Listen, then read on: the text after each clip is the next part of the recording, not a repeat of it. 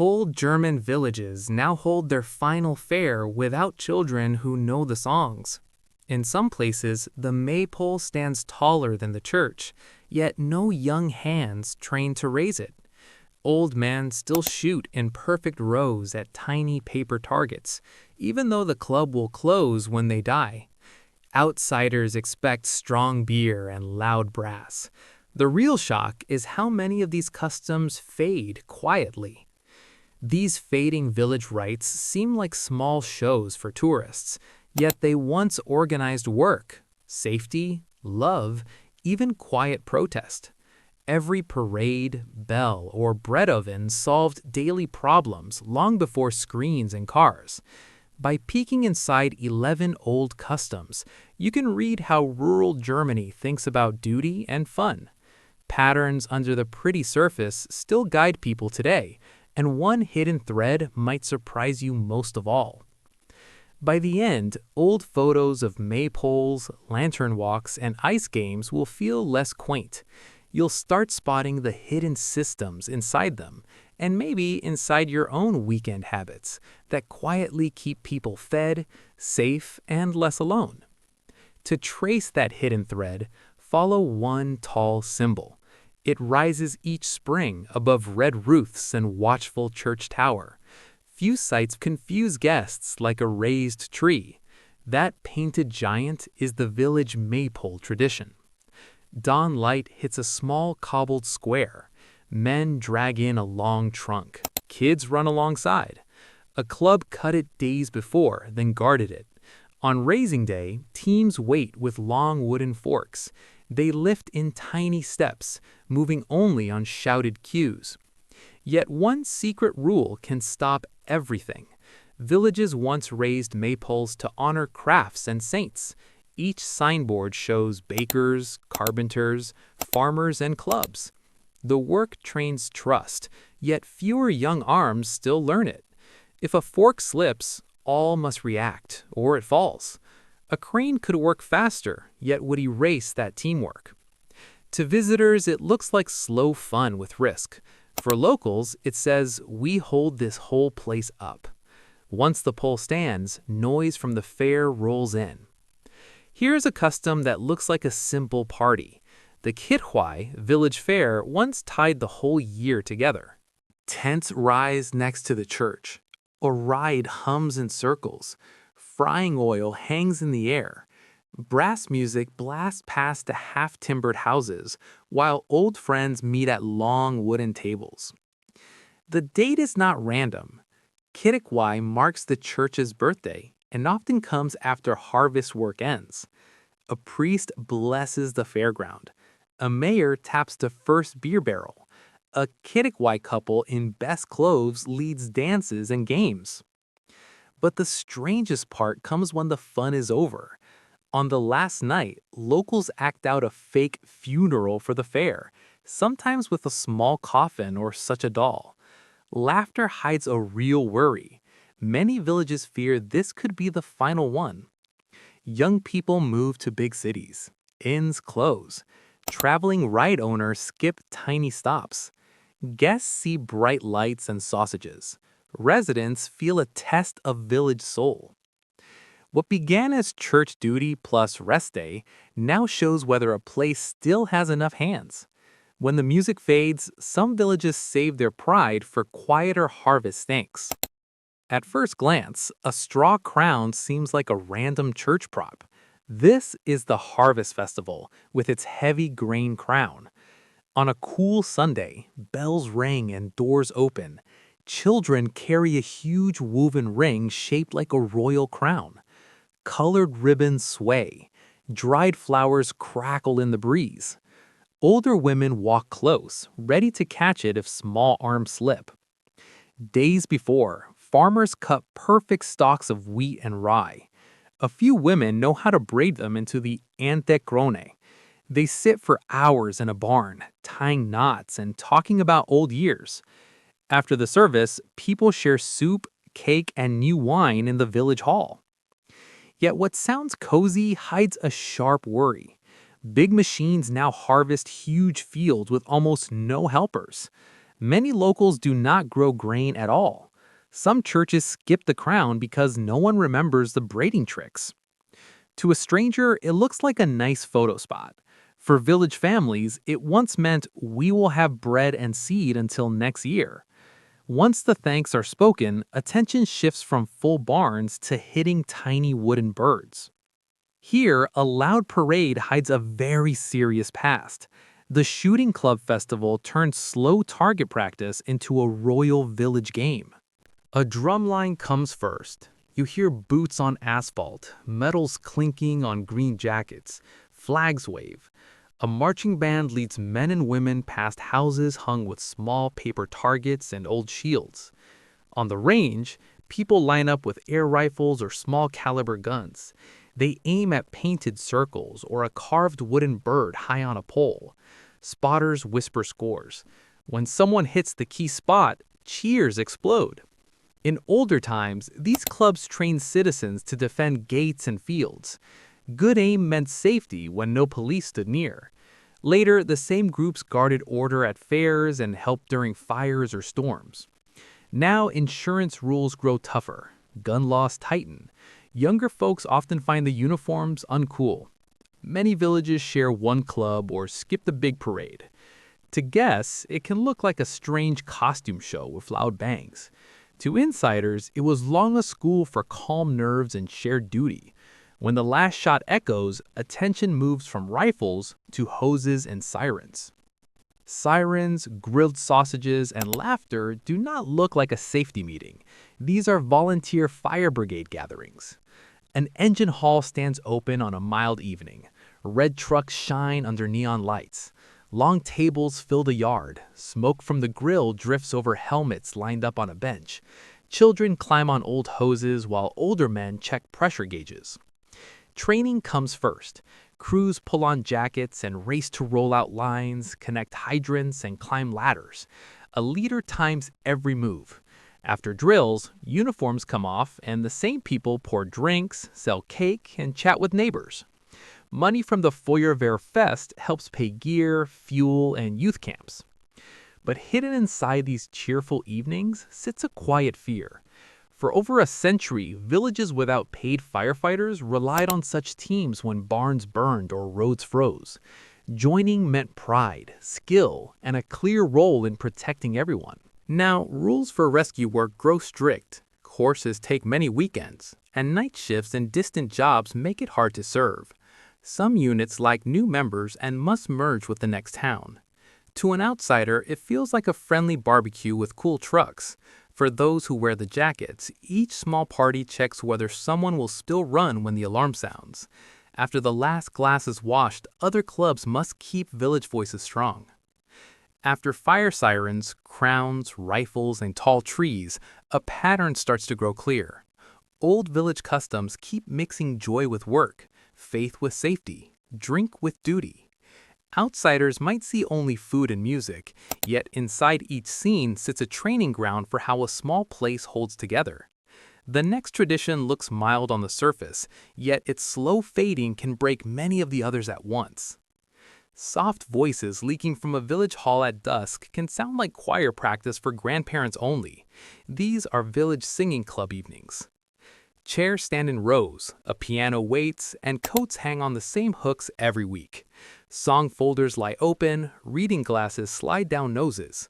A leader raises both hands and the room slowly fills with four-part harmony. Between pieces, people sip beer and joke about missed notes. Weekly rehearsals run through folk songs, church hymns, and old marching tunes. Singers pay small dues to keep the hall and pianist. They prepare for concerts at the church, the fair, and Memorial Days. Birthdays and village weddings also get a song. Yet one silent space between the parts carries a warning. For a long time, this room was the village radio. Before chief speakers, the only playlist was the one you sang yourself. Choir nights gave company after long shifts and simple rules for shared work. Come on time, know your part, listen to the others. Teen apprentices and retired farmers stood shoulder to shoulder, breathing on the same beat. Now, streaming and long commutes swallow those evenings in smoky halls. Many choirs average over 70, youth sections close. When the last conductor packs up, no one fights over the dog-eared folder of songs. 2, 3 villages share a single choir, and locked doors leave pianos sitting silent in the dark. What may feel like a slow sing-along for older neighbors is actually a memory bank and support net. One song can carry who left, who married, who came home from war. When those voices fall quiet, the church processions they lead stumble too. Slow lines of people walking behind a cross can look like a slow-motion parade. These are traditional church processions. A narrow lane fills with banners and candles. Bells ring while incense drifts between old stone houses. Children in white scatter flower petals, older women mumble prayers. A brass band plays a slow hymn, and steps fall almost in one beat. The group stops at small street altars with fir branches and farm tools. A priest blesses fields, animals, and the homes along the way. Farmers once timed seed and harvest by these holy walks. The route itself drew a clear loop around the village. One small detail shows why these walks may vanish faster than the songs. Side roads now carry fast cars and trucks. Police or helpers must block traffic. Priests serve many places at once. Busy shifts pull helpers away. To visitors, it looks like a pretty old-style stroll with candles. For locals, it long said, "This ground and these people belong together." When the last blessing fades, other lights must guide children through the streets. Shimmering lines of children holding homemade lights can look like a sweet school project. This is St. Martin's Lantern Walk. A chilly November evening settles over the village. Small paper lanterns hang from sticks. Tiny flames dance behind colored tissue. Little boots scuff fallen leaves while parents whisper along the curb. At the front rides a person dressed as a Roman soldier, often on a real horse. Songs about sharing a coat float through the dark. Children learned them days before in kindergarten and school. The group stops in a square. Someone acts out the story of Martin cutting his cloak to help a freezing beggar. When the play ends, kids rush for sweet rolls and hot tea. Still, one tiny shape in those glowing lines hints at something heavier. Fewer families attend church, and teachers have packed days. Open fire rules make real candles rare, and cheap plastic lights clip duty to a switch. Some towns swap the saint's tale for a neutral lantern festival. For strangers, it all feels like a cute, safe night walk. For many villages, it once taught kids how to see cold, hunger, and kindness on their own street. When the last lantern goes out, winter really begins, and the ice on ponds soon calls older hands outside. Cold air, sharp laughter, and sliding wooden blocks on ice can puzzle many visitors. This is winter Eisstockschießen on frozen ponds. A village pond lies quiet under pale sun. People in thick jackets stand in small groups on scraped ice. At their feet rest heavy wooden or plastic stocks with metal bottoms and curved handles. Someone shouts, takes a few careful steps, and glides a stock forward with a soft push. The goal sounds simple. Players try to slide their stock as close as possible to a small target puck, the Daube. Teams stand at each end and take turns, watching how the ice bends each path. A tiny ridge or warm spot can send a perfect throw off to the side. One sharp crack of ice can end the game at once. What looks like random sliding hides years of winter skill. Long before indoor rinks, frozen ponds were meeting spots for whole villages. People tested ice thickness with axes, knew where springs ran, and watched weather days ahead. Eisstockschießen turned that knowledge into a friendly contest. It also mixed ages, because a smart, soft shot could beat a strong, wild one. Warmer winters now leave many ponds slushy or bare. Safety rules push play onto paid rinks far from farmhouses. Cheap screen games and heated rooms win against evenings in the cold. Some villages pack their stocks in dusty sheds and hope for a proper winter that rarely comes. To someone from outside, the game may seem like slow bowling on ice, nothing worth saving. For those who grew up with it, each sliding stock tied trust in the ice, weather sense, and neighbor jokes into one smooth motion. When the pond stays dark and empty, even the bakers lose a reason to heat old ovens. Wood smoke, flour dust, and big wooden paddles can look like a history show.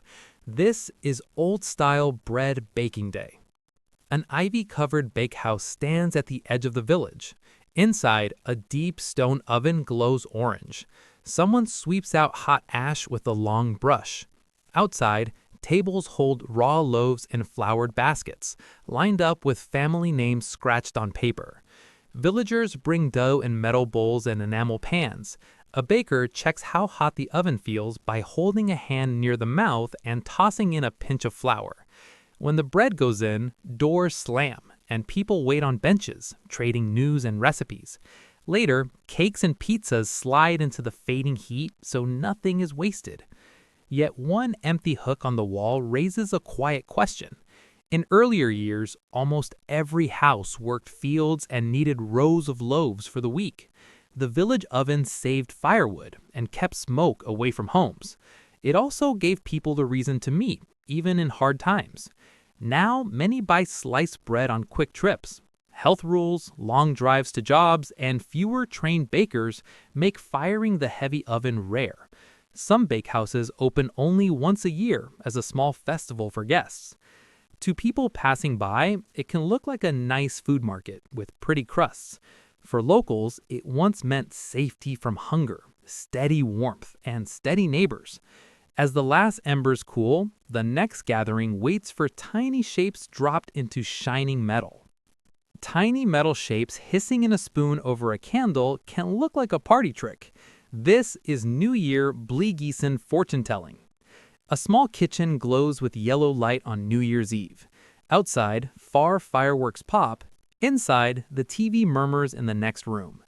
On the table sit candles, a stained metal spoon, a bowl of cold water, and a paper sheet of tiny drawings. Children lean close while grandparents tell everyone to keep back. One by one, people place a dull pellet in the spoon and hold it above the flame. The lump softens, then turns shiny and clear. With a quick move, the melted metal drops into the water and hardens with a faint hiss. Hands fish out strange, twisted forms and hold them against the lamp. A booklet explains the shapes. A ring can mean marriage. A ship can mean travel. A ball can mean luck rolling your way. But one warning printed in tiny letters under the kit changed everything. Tests showed that real lead dust from this play could harm health, especially for children. New rules stop shops from selling the old sets. Newer ones use tin or wax instead. Yet many say they drip and cool in the wrong way. The shapes look boring, the fun feels fake, and some just stop doing it.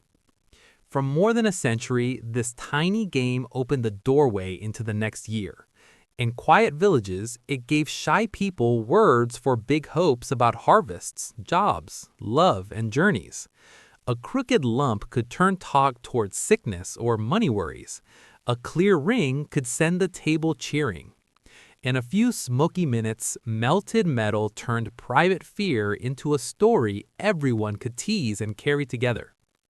Now those slow kitchen hours shrink under loud fireworks, phone screens, and ready-made party games.